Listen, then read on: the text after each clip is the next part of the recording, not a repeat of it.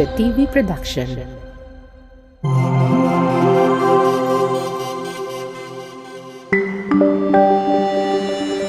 Your only island TV channel.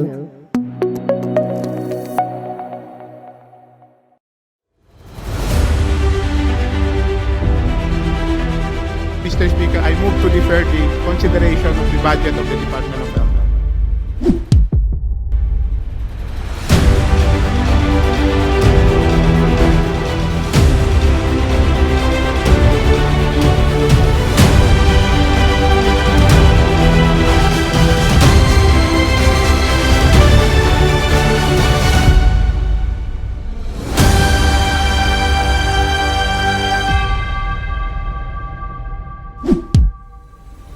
Palibhasa hindi kayo ang napeperwiso eh.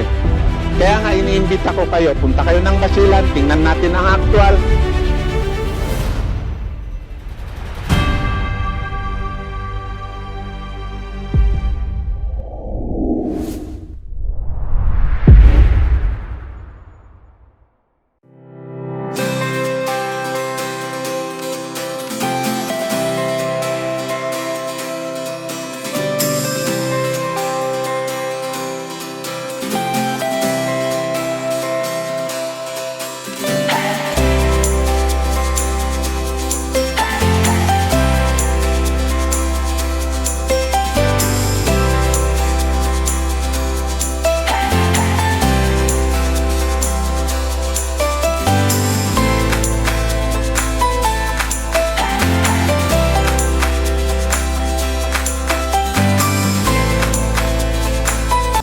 Isabela, hello Basilan! Ako ang inyong katropa, Mish Pio, at makakasama ninyo ako sa panibagong episode ng Tatakbo Jeep.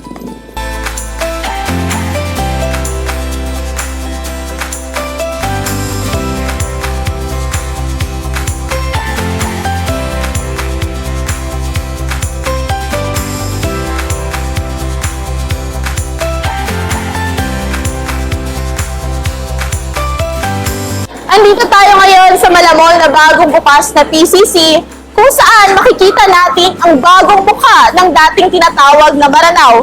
Tara, samahan niyo akong alamin kung paano nga ba ito nagsimula.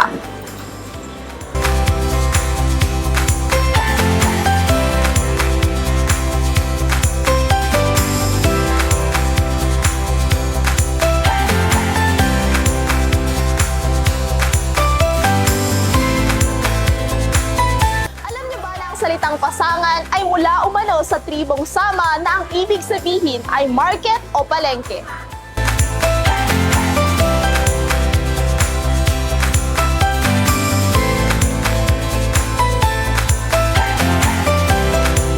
Pinangalanan natin tong Pasangan, no? Pasangan Commercial Center kasi as a tribute sa old name po ng Isabela City kasi yung mga naunang nakatira dito yung mga taga ibang lugar sa Basilan.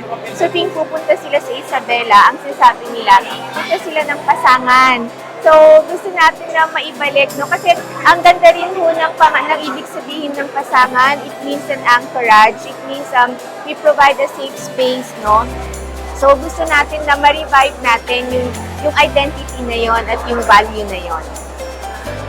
Well, una, ang word pasangan is a Sama language. Ang kwento ng father-in-law ko, kasi parang in English, anchor. So, ang kwento niya, dahil marami rito is mga fisher folks, mga nagbabangka.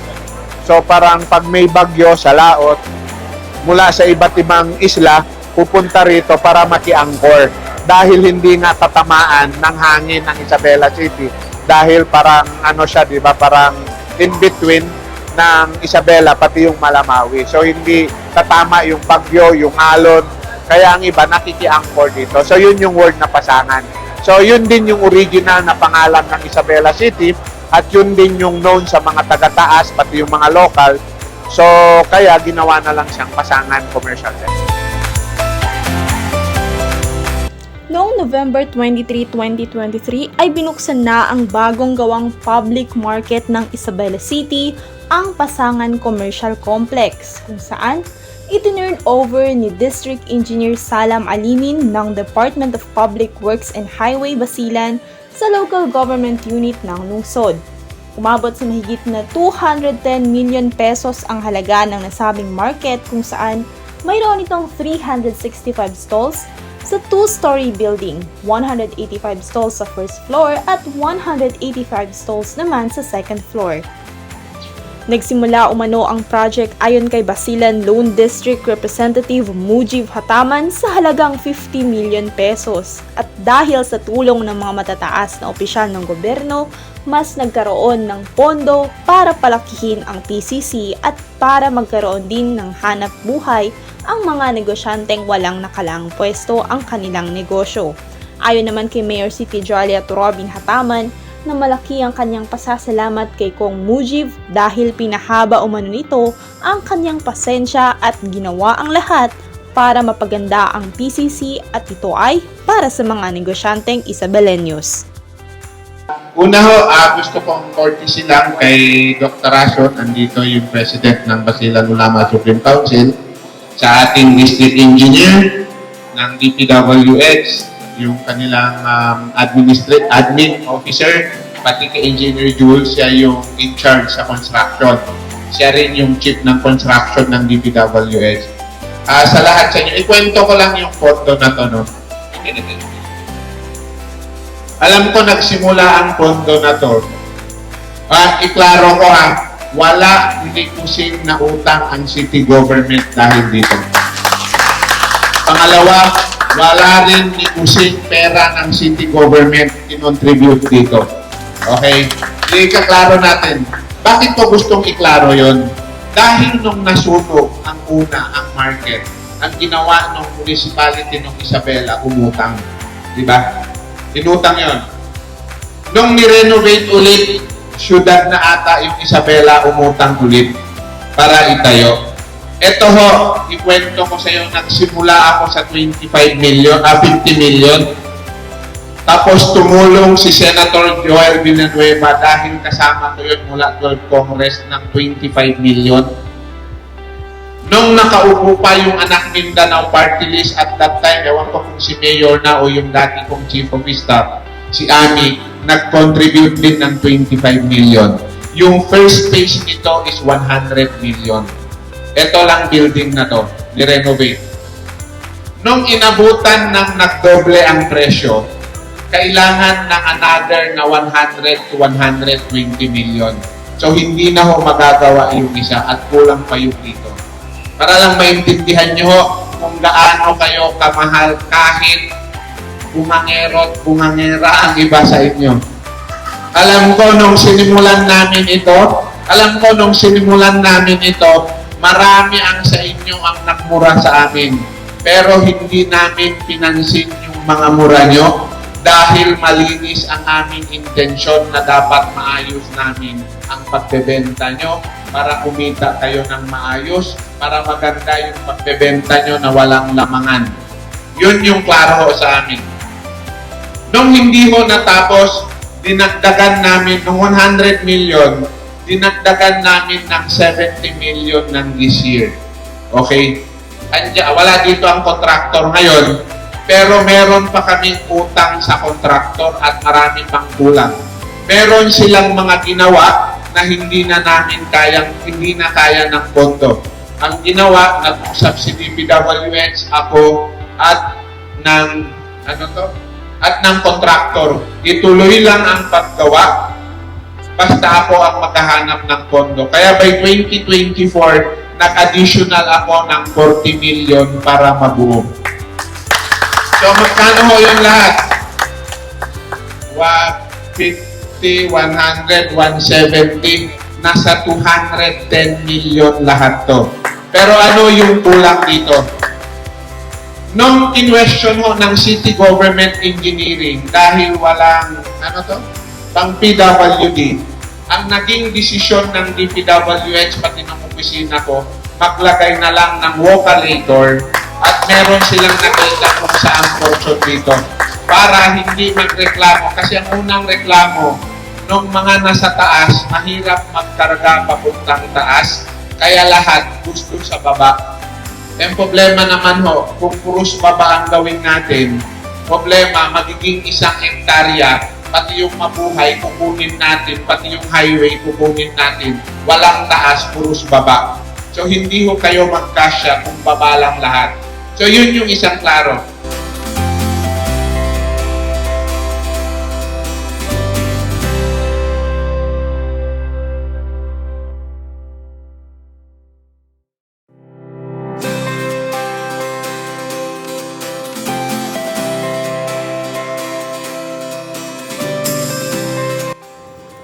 Ang Pasangan Commercial Complex Isabela City Public Market Redevelopment Project ay isang gusaling proyekto ni na Deputy Minority Floor Leader Mujib Hataman with Senator Joel Villanueva, Anak Mindanao Party List at Isabela City Mayor City Jolia Turovin Hataman na may higit sa 180 milyong pisong halaga sa ilalim ng pangangasiwa ng Department of Public Works and Highways kasama ang kontraktor na YN Builders. Ang PCC ay may kabuuang 364 stalls. At hindi lamang yan dahil ngayong 2024 ay may bago tayong aabangan at ito ang tinatawag na Walkalator. At syempre, may papasok na mga food franchise gaya ng Belgian Waffles, Plato Wraps, Potato Corner at iba pa. May ilalagay din na kiddie playpen sa second floor para sa mga bata habang nagsha-shopping ang mga magulang. Yan. So, nagpapasalamat po ako unang-una kay Congressman Mujib Hataman sa napakaganda at napakalaking proyekto nito. Kaya nga pinatayo ni Kong Mujib Hataman itong building na to, pinaganda ang dati ninyong pinagtitindahan kasi gusto natin kumita lahat, kumita ang marami, no? Kaya nakipag-usap kami sa inyo kung ano yung mga hinaing ninyo, kung ano yung mga chismis na naririnig ninyo. Ang hinihiling po namin magtulungan po tayo. Okay? Alisin na natin yung ugali na dapat ako ang lamang, dapat interes ko ang mauna. Ngayon, baguhin natin. No? Pangalagaan natin ang kapitbahay natin. Pangalagaan natin yung kapwa nating vendor. Kasi pag kumikita sila, kikita rin tayo.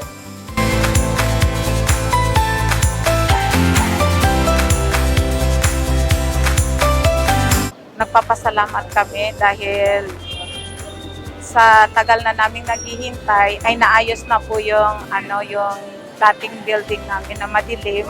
Ngayon ay sobrang ganda at maayos. Masaya po kami dahil gumanda po ang aming mga gumanda yung building, arrange na siya lahat, malinis. Maganda ang malaking pinagbabago ng aming pagtitinda dahil parang nasa mall lang kami ngayon eh. Hindi kagaya yung dati na hindi arrange talaga yung pagtitinda namin. Siyempre, malingkat na yung pagdagangan na mo. Oo, kung na kami malukuhan, okay na. Okay to, ma'am. Magpasalamat kami sa buong may kapal at kay Mujib Hataman, pati kay Mayora Dada Hataman. Yung lungsod ng Isabela ngayon, hindi na tulad ng dati. Maraming dumi ngayon, malinis na. At yung tindahan namin dati sa gilid-gilid ngayon, nasa malaking pwesto na. Well, una ako, personally, masaya ako at last na turnover na ito. At pangalawa, hindi na magkukos ng traffic sa gilid. Pati yung mga madudumi na tingnan dati, ngayon na malinis na. Tapos very comfortable yung market dito sa Isabela City.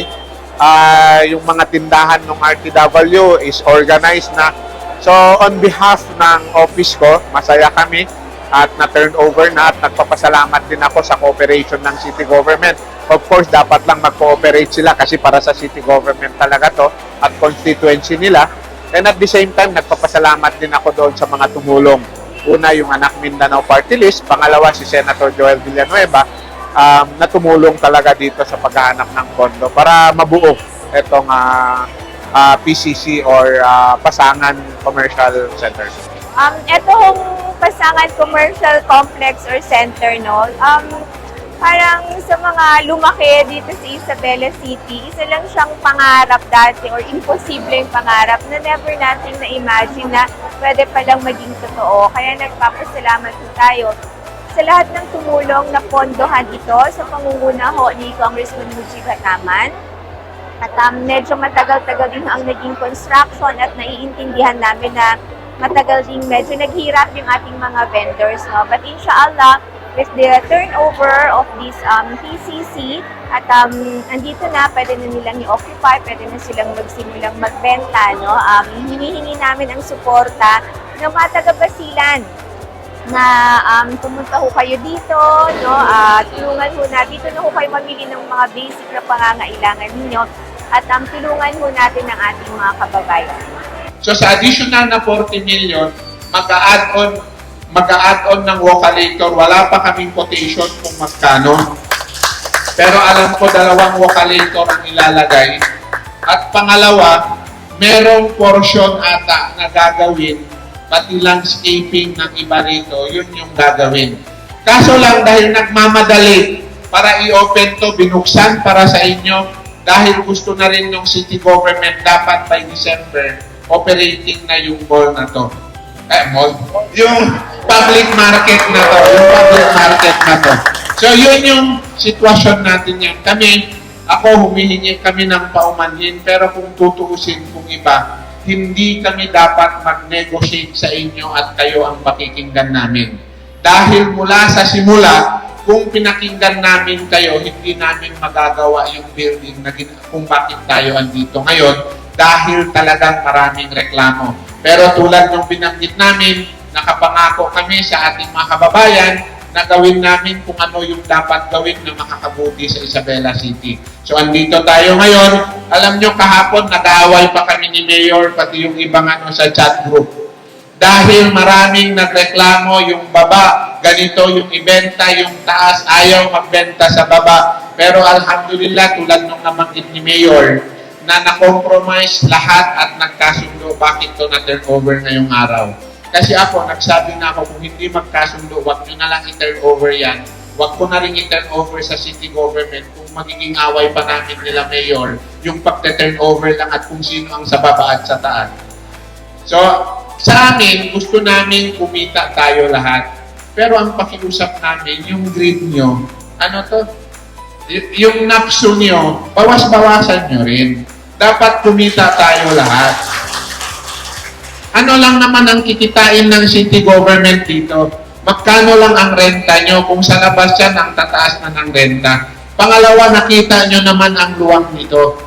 So, wala nang pwedeng magreklamo na hindi kayo mapuntahan doon kasi maliwanag na lahat. Depende na lang yan sa diskarte nyo at hindi na namin problema. So, ganun pa man, so hinihiling namin sa inyo, i-maintain natin to.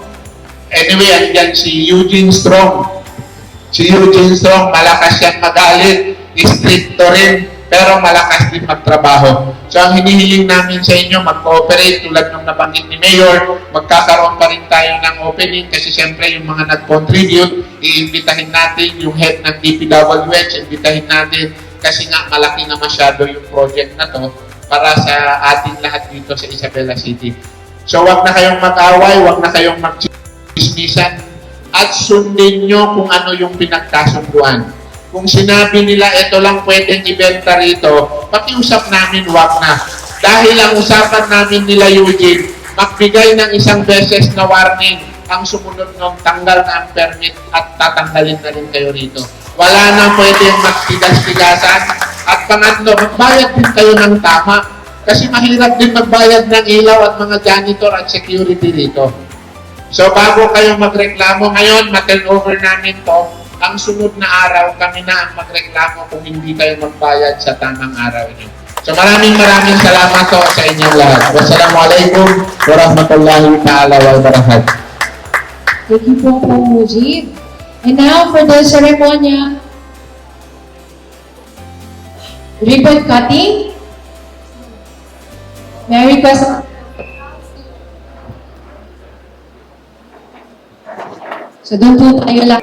Well, una kami, naman to parang motivated kami na dapat maging maayos ang Isabela City. Dahil alam naman natin talaga yung leading town dito sa ating lalawigan is Isabela City. Kumbaga, ito yung premier na city, ito yung capital ng Basilan, So kung maayos at organized ang Isabela City, organized na din yung pananaw ng tao sa buong probinsya. Ang mga taga-taas dito rin nagmamarket, so binibigyan natin sila ng very comfortable. So hoping ma-maintain natin to at ma-maintain din ng mga vendors, ng mga nagtitinda rito at ng city government.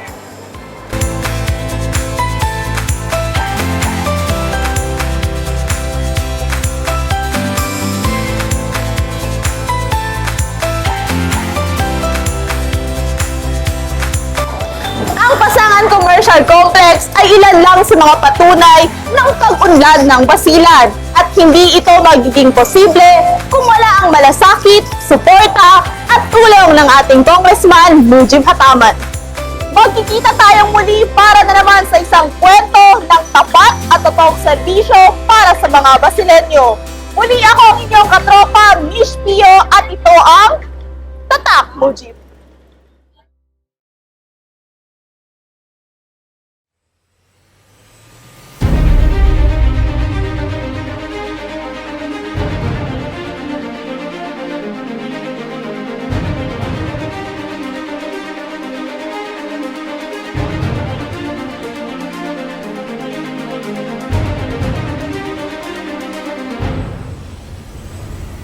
Una ho, may I know, distinguished sponsor, kung ano yung take or opinion ng Department of Interior and Local Government sa kaso ng Maguindanao del Norte.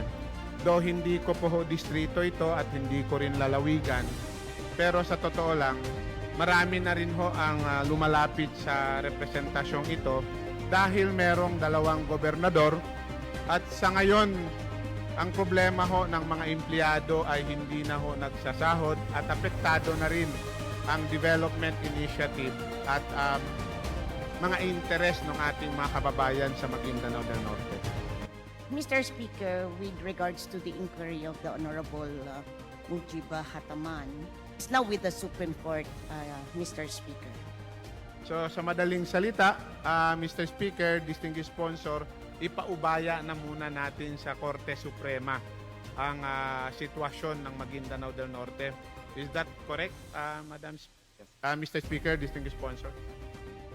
Yes, Mr. Speaker. I think there are some clarifications being made.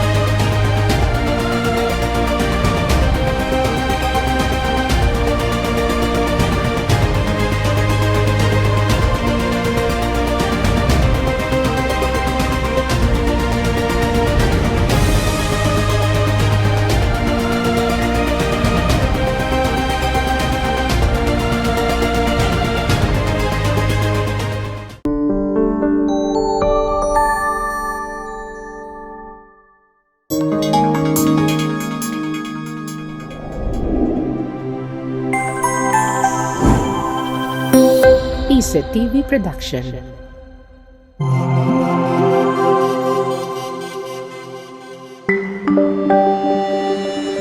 Your only island TV channel.